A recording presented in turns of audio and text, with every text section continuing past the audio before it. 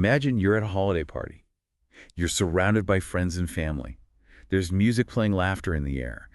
But even with all that, you feel this emptiness, like a disconnect.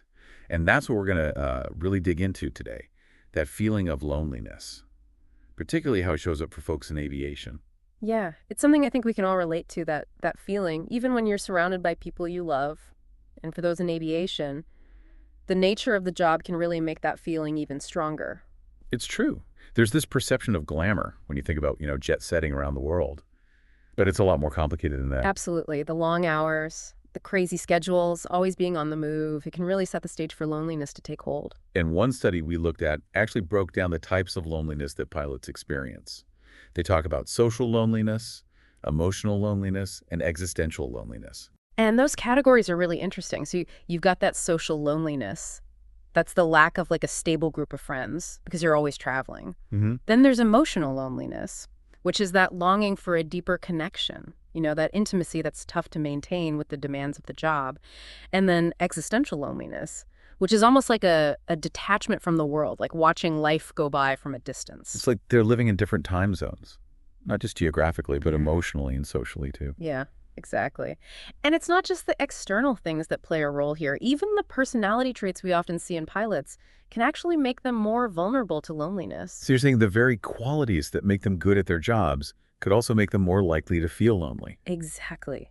Think about it. The focused discipline and self-reliance they need in the cockpit, those same traits can make it tough to really connect with people on a personal level. They're trained to compartmentalize, to stay calm under pressure.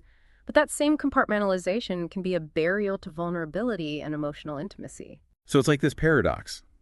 The skills that make them great pilots can also isolate them. And then you have flight attendants. It's a different experience for them, but equally challenging. They might be surrounded by people all the time, but most of those interactions are superficial. They don't have a lot of opportunity to forge those deeper bonds. It's like they're constantly on performing a role Yeah, while feeling isolated underneath. exactly. And add to that the constant emotional swings, the excitement of travel, the stress of irregular schedules, the potential health risks. It's a lot to handle. This really highlights that loneliness isn't just about being physically alone. It's about a lack of meaningful connection, which can be just as powerful when you're surrounded by people. Exactly. It's that feeling of disconnect, of not belonging, and that can have serious consequences. And one of the articles we read did a great job of explaining all the different ways loneliness affects us.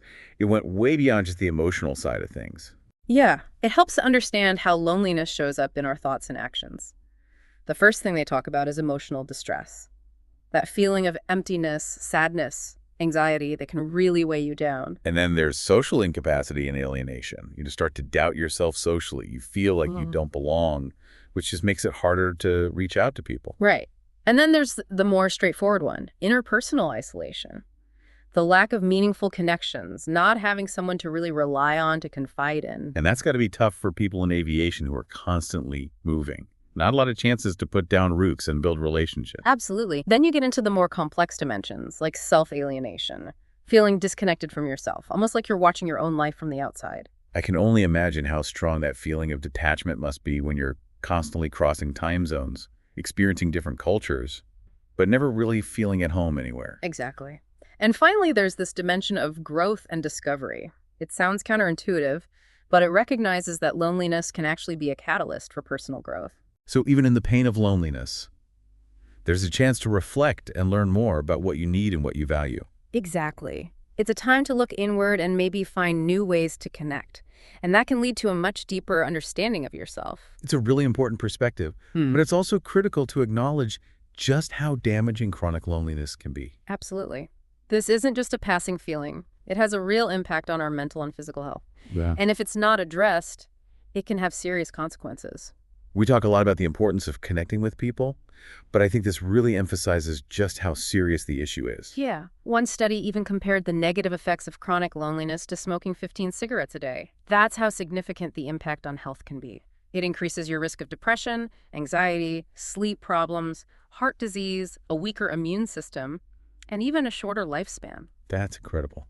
And when you think about the demands of aviation, where focus and peak performance are so important, the potential consequences are pretty scary. Exactly. It really shows how crucial it is to address loneliness in this industry, not just for the sake of individual pilots and flight attendants, but for the safety and success of the whole industry. So it's bigger than just a personal issue. It needs to be addressed on a systemic level. Absolutely. And that means individuals, families, and the aviation industry all need to be involved. We have to create a culture that recognizes mental health, reduces stigma, and makes sure there are resources for people who are struggling. It sounds like a complicated problem. Bringing it out into the open is the first step toward making things better. I completely agree. And even though there are definitely challenges, there's also reason for hope. We can learn from people who have found ways to cope and discover strategies that help build resilience and connect with others, even in the demanding world of aviation. I think one of the most important things is to change the culture around mental health in aviation. So moving away from that tough guy image, we always associate with pilots, creating a space where they can be vulnerable. Exactly, because right now, it's like they have to pretend everything's fine, even when it's not. And that just pushes them further into isolation and could even impact their performance in the cockpit. Right. And this isn't just about individual pilots taking responsibility.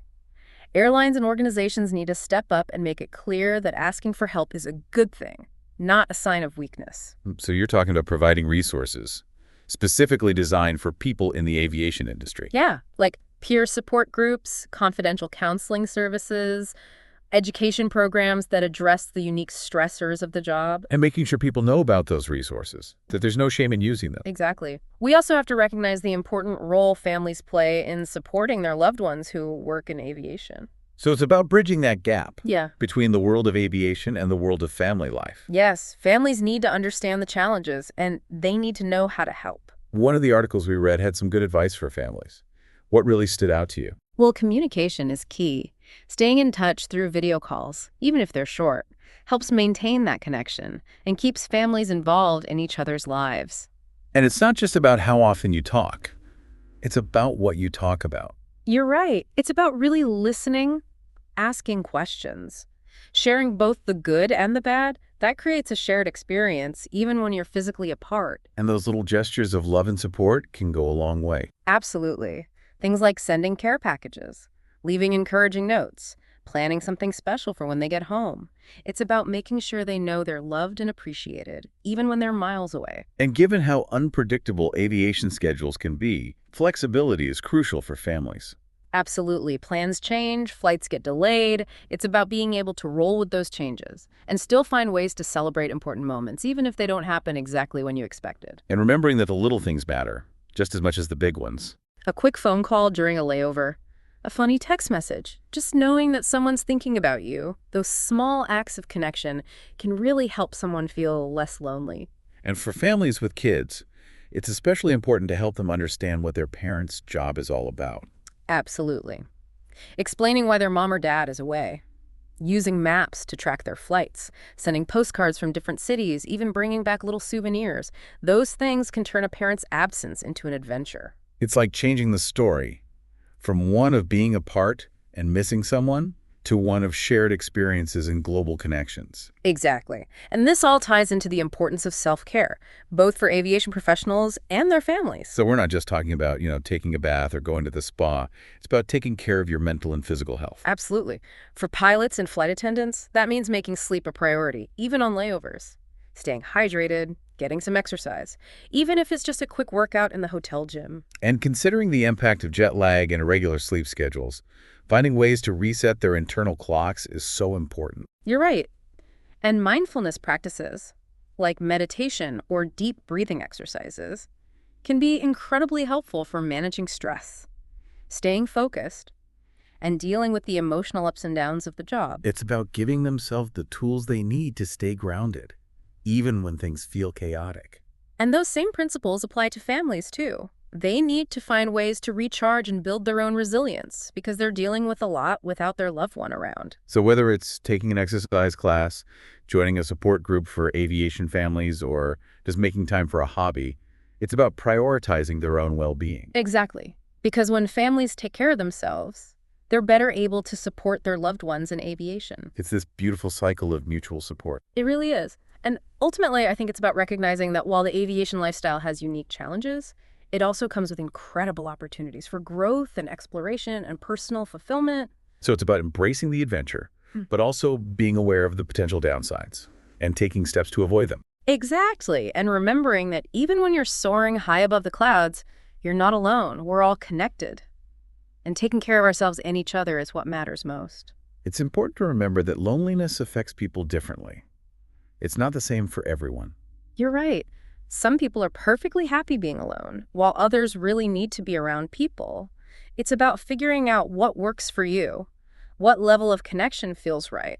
And a lot of things can influence that, like your personality, your past experiences, your current situation. Exactly. Someone who's naturally introverted might actually enjoy the quiet time on a long flight or a layover. But someone who's more extroverted might feel drained and isolated in that same situation. And even if you generally like being alone, there's a difference between choosing to be alone and feeling forced into it. Exactly. That's an important distinction. It's about being in control of your alone time versus feeling trapped by it. And that's where knowing yourself really comes in. So if you know you tend to get lonely after a few days of traveling by yourself, you need to plan ahead.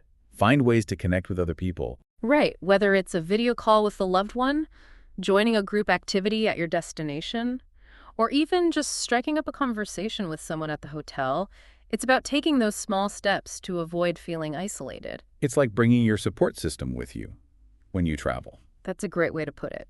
And it shows that there's no one-size-fits-all solution to loneliness in aviation. It takes a lot of different approaches.